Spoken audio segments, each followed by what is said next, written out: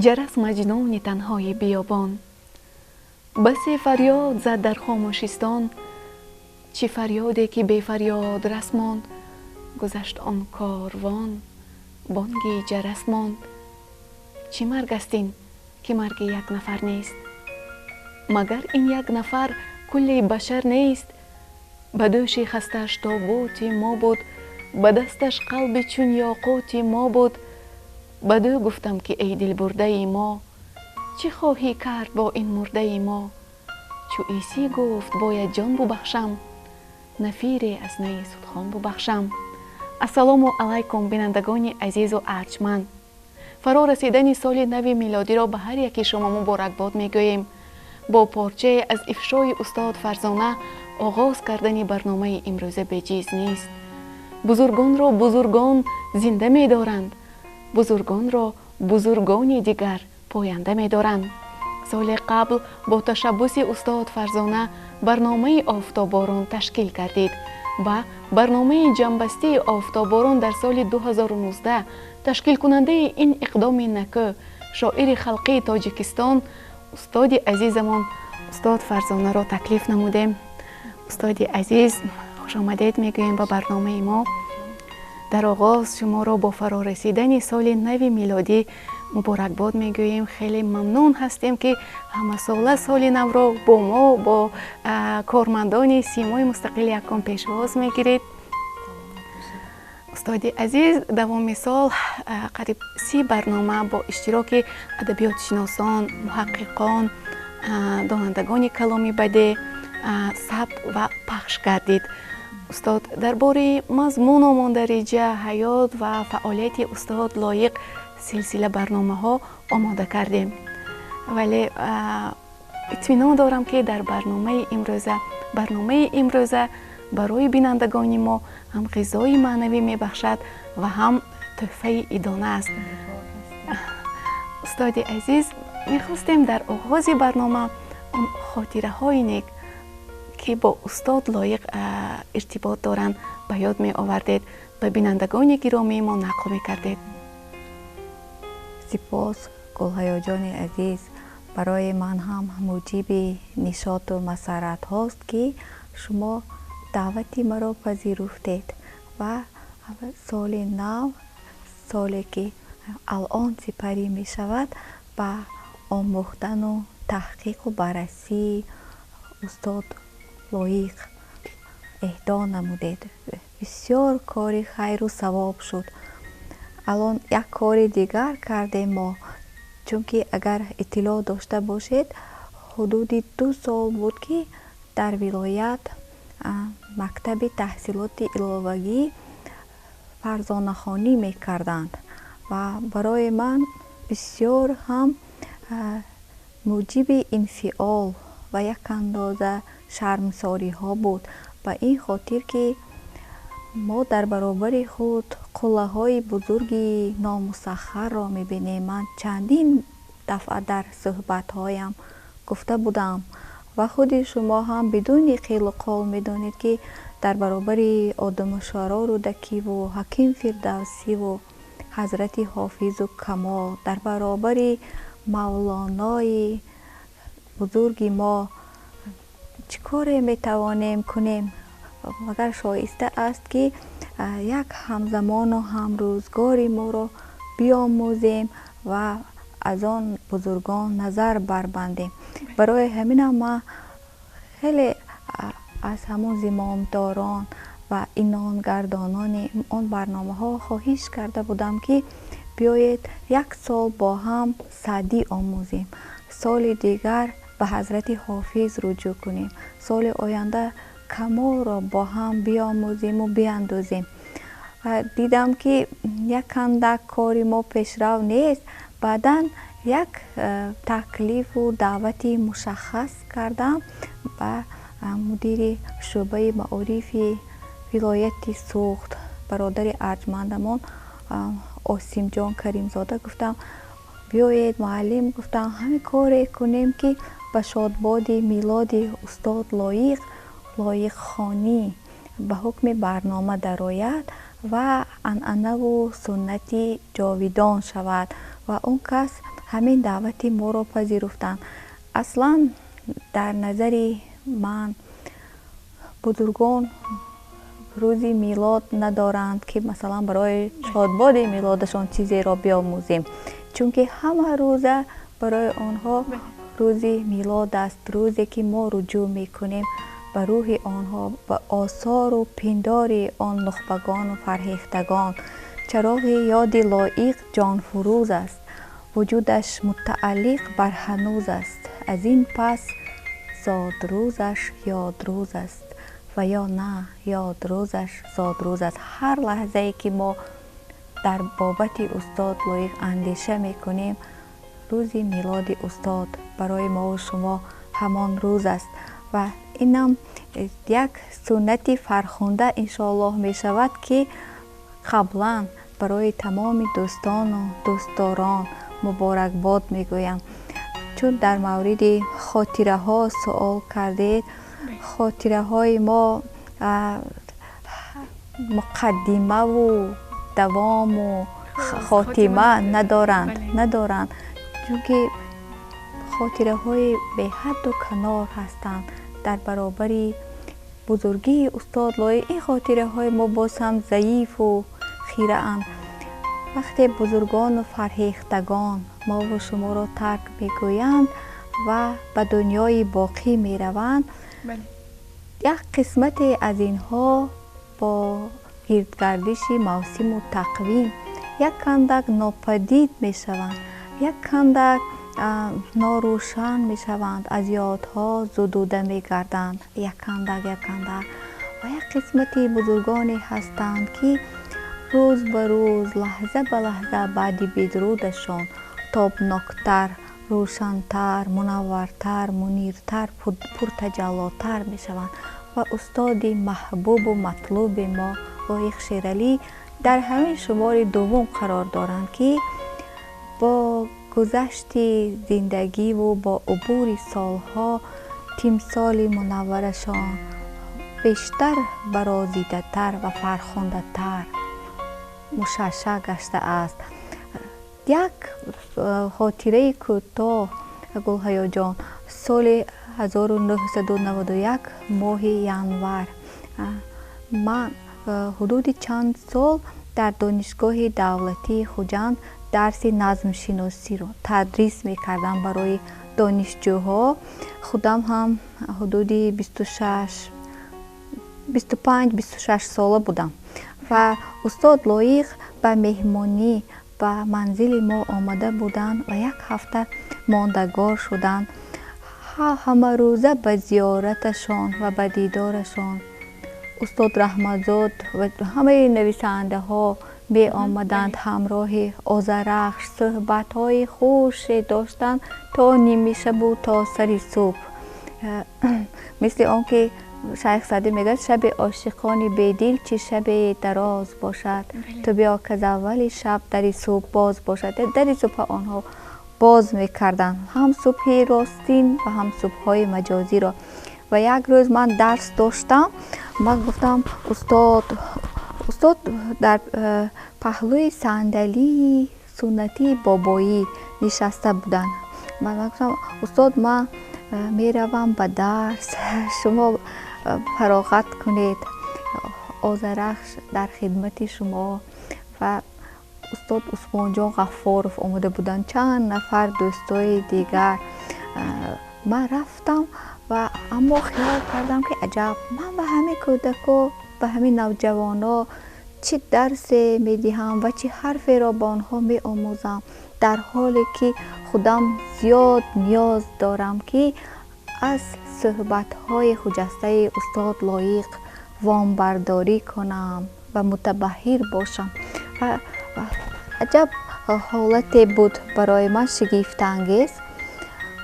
همون وقت رهاره یک شعره که موزون شد: سلام ای که دلم را به نور پیوسته، سلام ای که جهان از تجلیت زیباست، سلام ای که سکوتت سکوتی کوكب ها، سلام ای که نوایت نوای باران هاست.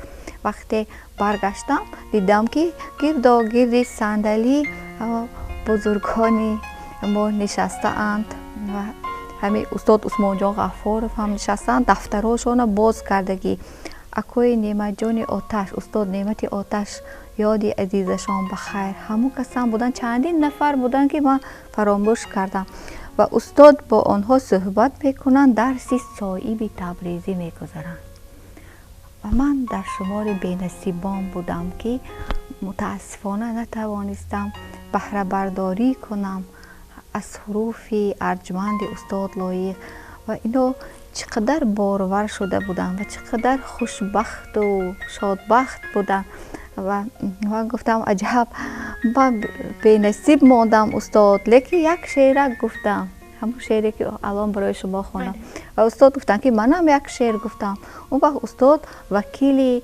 مجلس عالی جماهیر شوروی بودن یعنی در همین مقام بلند و گفتن که کاری شورا همه شور است تو هم میدانی زندگی زنده بگور است تو هم میدانی همه چیز یادم به هست که دو غزل دو شعر اما روز تولید شد از جانب استاد همون شعری که خواندم و از جانب ما همه حرفکایی که برای شما بازگو کردم سلامت باشید شما اگر حرفی دارید تشکر استاد واقعا درست گفتید آدمانی بزرگ را به کوه مانند میکنند چقدر که از آنها دور گردیم همان قدر بزرگی و شهامت آنها را احساس میکنیم پس استاد لایق با آثار ماندگار خود عمر کتاب های پر ارزش را یافتند و میخواستم در سؤال نوبتی من در مورد آن که سبک خراسانی رودکی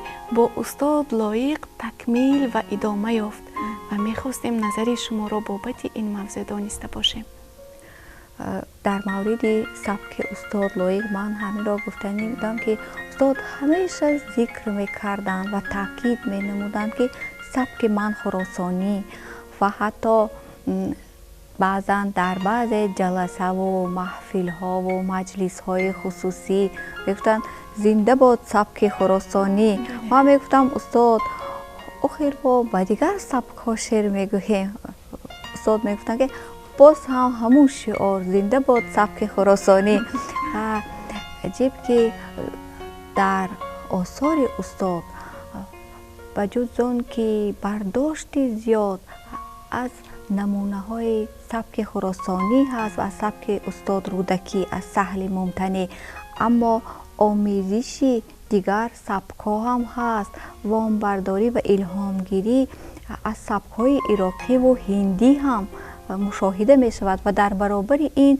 یک سبک کاملا نوی خاص هم هست که سبک خود استاد لایق است که نمی توان به کسی دیگر شبیه دانست حتی در یک صحبت وقتی من یک غزلکم را خوانده بودم شبیه هدهد گل عشق باز پروازم بود یک مصرعش استاد گفتن که گوش کن بچم همین کلمه شبیه را من دوست نمی دارم بیا مثل خود ما حرف زنیم گفتن بیا همین گوییم که به مثلی مثلا بسانی به مثلی می گفتی بهتر بود همین نوع کلمه هایی که مردم نمی فهمند و به دنبال لغت نامه ها و واژه نامه ها می روند بیا رها کنیم بیا ساده و عادی و بی پیرایه و بی زینت سخن گوییم اما آنچنان سخن گوییم که دلهای آدم های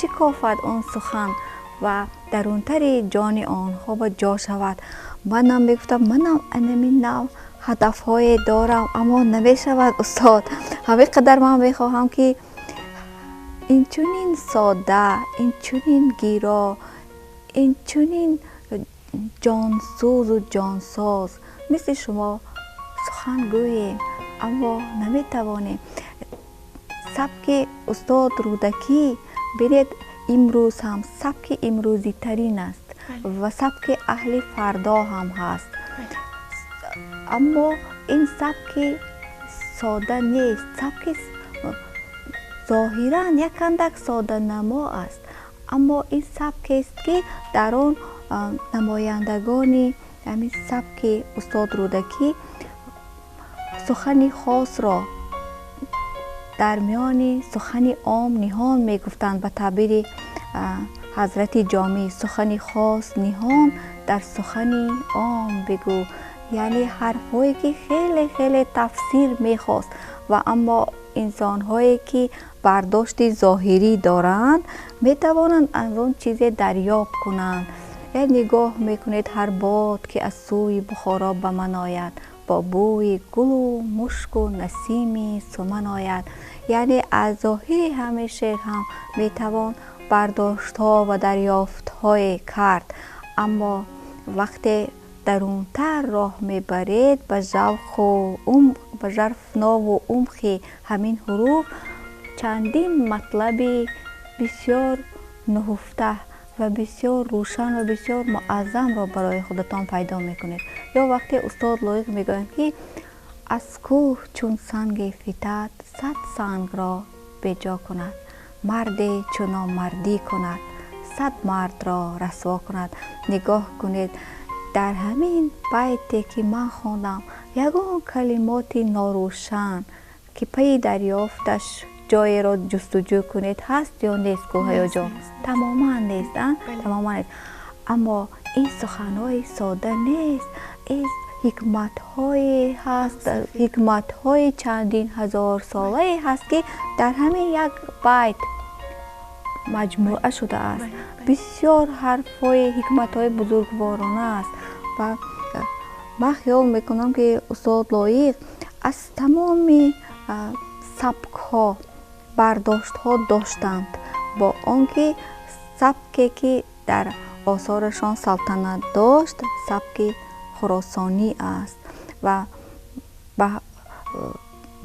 ман фикр мекунам ки бисёр хуб буд агар тозаҷавонҳои мо ҳамчунин бардоштҳое мекарданд, ҳамчунин сабки хуросониро сармашқу дастури кори ояндаи худ менамуданд ва як кандак аз сабкҳои дигар дуртар мешуданд ба хотири ин ки матлабҳошон рӯшан барои аҳли дилу назар боз шавад. ташаккур устоди муҳтарам. ҷое дар як мусоҳиба устод лоиқ гуфтанд ки барои бедор кардани ҳисси ватандӯстӣ шиор гуфтану шеър хондан кифоя нест. барои ватандӯстӣ ва ифтихори миллӣ бо аллаи модар ва шири покаш дар вуҷуди ҳар насл бедор ва тарбия карда шавад.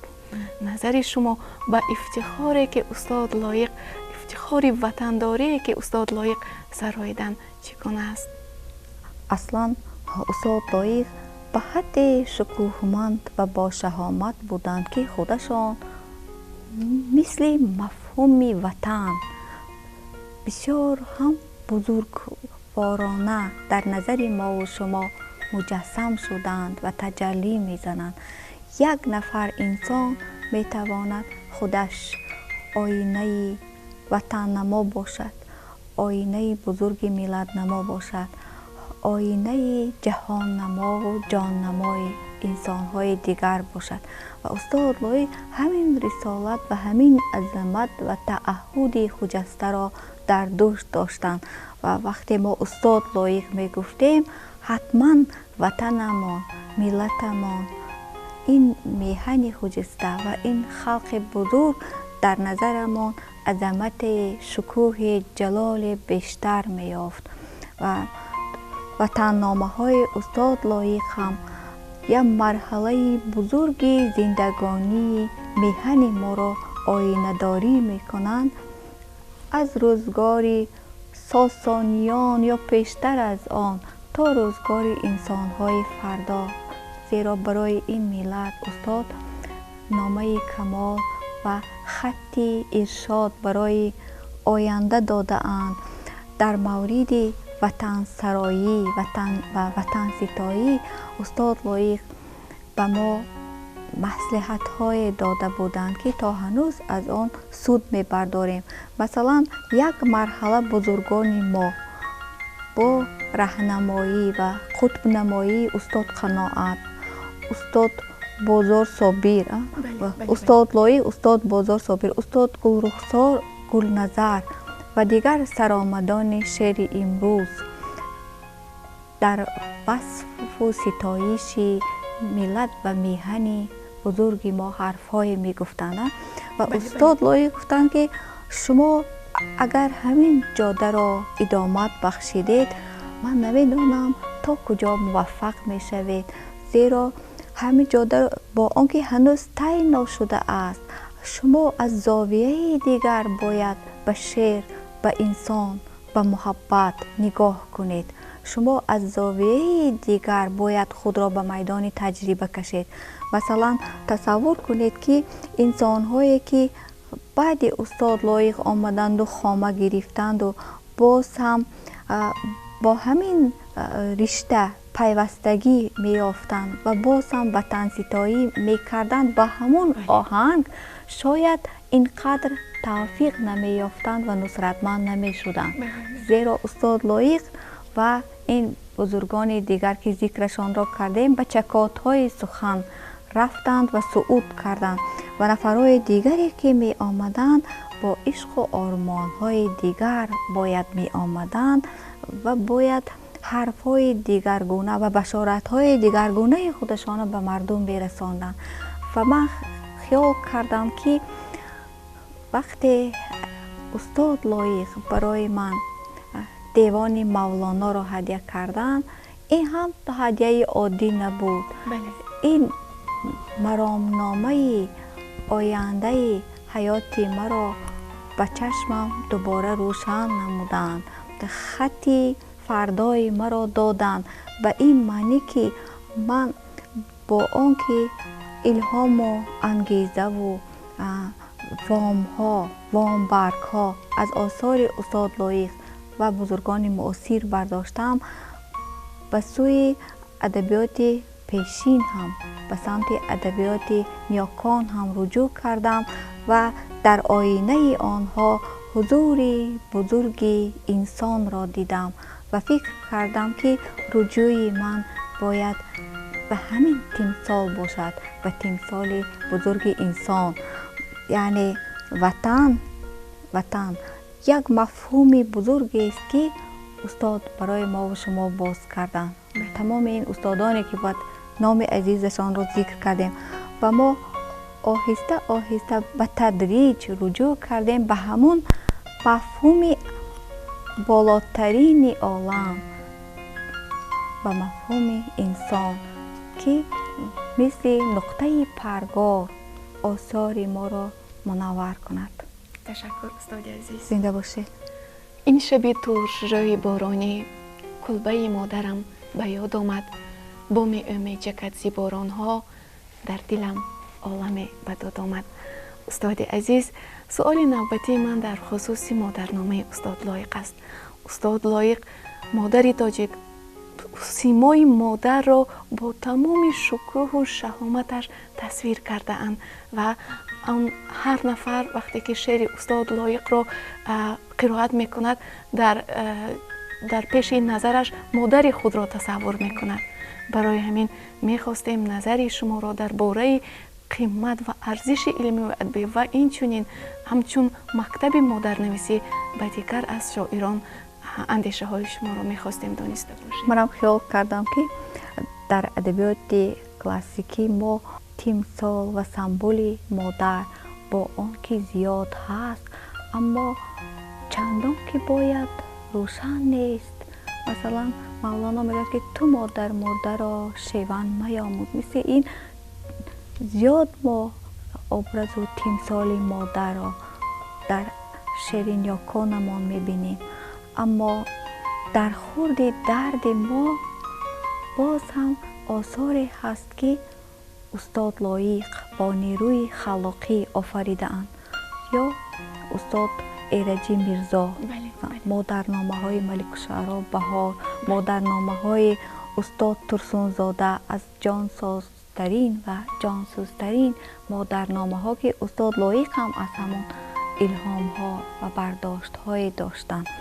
خودی من خیال میکنم که با آنکه در چندین نکته ها گفتن که استاد لایق تمثال بزرگ مادری تاجیک و خاصه مادری روستایی را آفریدند و اما مثلا در مورد خودم خیال میکنم که مادری من که زاده شهرها بودند و همیشه در شهرهای بزرگ زندگی کردند، اما وقتی من میخواهم به مادر رجوع کنم باز هم به اشعار استاد لایق رو میارم. یعنی این تمثال همگانی مادر است و حتی یک مادری تاجیک هم نیست، مادری بشر است، مادری جهان است، مادری که وجودش سرشته از تمام محبت هاست. تمام محبت های بشری در وجود یک نفر خلاصه شده است، در وجود مادر، و همان مادری که استاد بزرگوار ما اونا آفریدند و برای ما و شما اهدا کردند. هنوز من دختری که جوان بودم که یک وقت از استاد پرسیدم استاد همه یک شعرتان هست در شمار 2 بیتی ها و عجب که مادر شما وقتی که همین 2 بیتی تالیف کردید مادرتان زنده بودند، اما شما اون چه خیر نوشتید؟ میگن که تو از من راضی رفتی مادری من. مادر زنده. استاد گفتن که در واقع گفتن و من برداشت هایی که میکنم فقط از مادر خودم نیست، از تمام مادر هاست. در حالی که مادر من زنده هستند من در سوگ مادر حرفا گفتم و همین قدر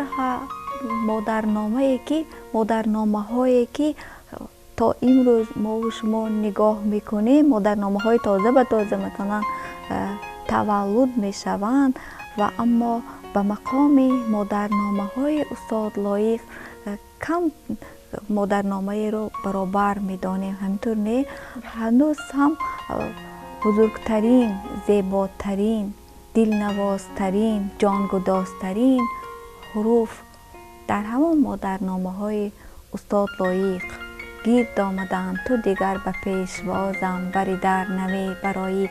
و یک استاد بزرگی مصور و عکسبردار ما بودند، محیدین عالمپور، که از روی همین شعر عکس برداشتند در برابر دروازه که حلقه‌اش نیم باز است، دست به حلقه در مادر استاد لایق ایستادند و همین عکاسی کردند و یک مجسمه بزرگی مادر که این عزیزان برای ما تقدیم نمودند.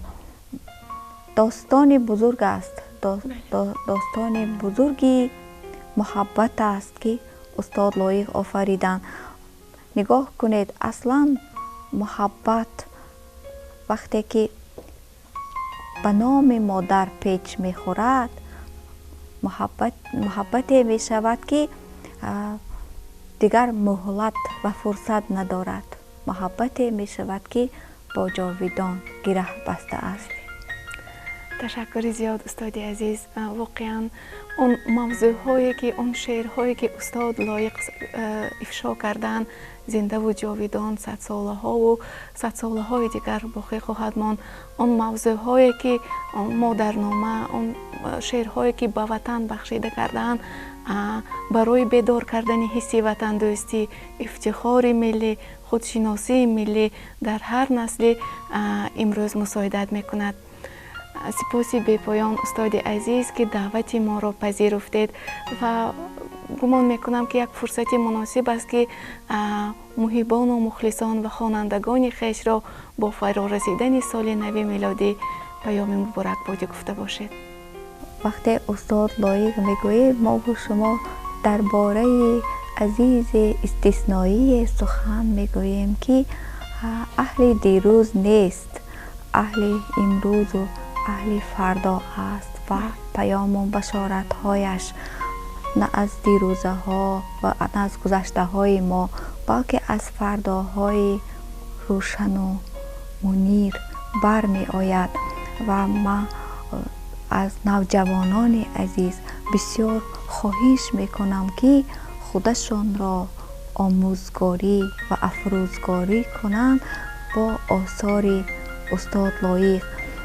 وطن را دوست دارند و شناسند و پاسداری نمایند.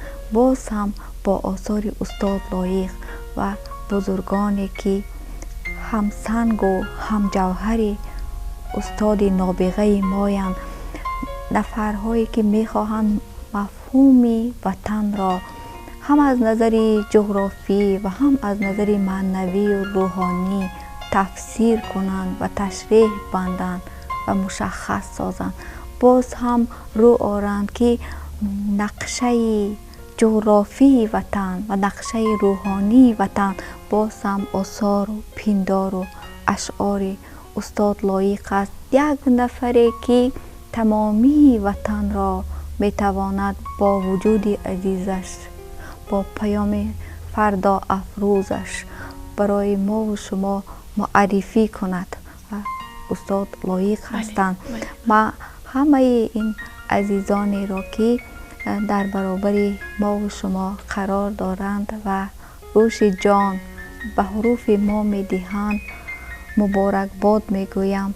با آمدن سال نو عیسوی با آن مبارکباد میگویم که اینان منسوبیت دارند با تمام بزرگان و فرهیختگان عجم، منسوبیت دارند با آدم و شهرا رودکی، با حکیم فردوسی و حکیم نظامی، با کل نخبگان و بزرگان و فرهیختگان، با استاد لایق و استاد قناعت.